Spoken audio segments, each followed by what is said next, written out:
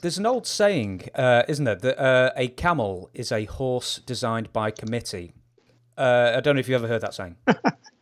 I have heard that saying. Yeah, I don't know What if it was. exactly does that? I, What exactly does that mean, I though? think it's basically if 20 people have a go putting in ideas on a horse, and then they add a hump here, and then massive lips there, and it spits there, and giant cloven hooves, and then eventually it doesn't resemble the original idea.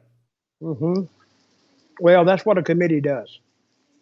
I've heard this that you have people sitting around this table allegedly to contribute to a creative idea, and I have an idea. And I read this one time. You whisper to the next guy what the idea is and where it's going to go, and he in turn whispers to the next guy, and it goes all the way around the table till it gets back to the guy on the left, which is the last guy that heard. Sometimes the idea didn't even resemble what it was when it started, and sometimes had different personnel in it. So that's where it goes. And I think that's the trouble with WWE. There's too many cooks in the kitchen. I mean, and that's why some of that. And I think now wrestling promotions are afraid to do certain things because they're afraid of the mob trying to cancel them out, which could happen, I guess. I don't know. I think wrestling fans are different. I think they're smarter than that. But that's the way it works. With I'll tell you what then. That sort of is a perfect segue to the first question I was going to ask you, which was about 10 years ago. You did an interview with Sean Oliver for a shoot DVD company called Kayfabe Commentaries, and you gave a 20-minute monologue about what was wrong with wrestling up to that point in 2010.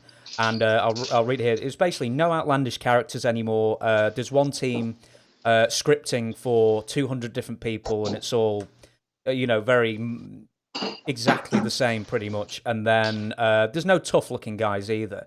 In the sort of 10 years between 2010 and now at 2021, is there anything that's really changed in wrestling? Has it got better? Has it got worse? Or has it moved to the side as far as differences? I think it's just moved over a little bit. If you just take WWE, it's not exciting to watch it anymore. See, I do a deal now with, and I told you before we went on the air, I do like a little commentary segment on SmackDown every week. It's on the Sportskeeda network, and you can find it. You just, Facebook Sportskeeda, and we go live at 11 p.m. Eastern Standard Time, which is late, but it's after the SmackDown show and after the Rampage show on AEW. So we do both those. But WWE is so predictable. They don't do anything really that's out of the playbook. Even football teams have trick plays, but WWE never does have that. They have that long starting segment always for 20 years, what they call the in-ring segment to set it up, which is okay. But after a while, change it up. I thought one time, why don't they, especially now they have people back now. Why wouldn't you start a live show with a fight going on right in the ring and everybody fighting? To me, that's it. What the hell happened? We're trying to go, but make it out of control from the beginning. And of course, you can't do that every week, but for 1 week, it would work, I think. Do you think? Sorry. And they do all kind of. See, they do interviews in the back sometimes. Nobody in the background, so they did it in the afternoon.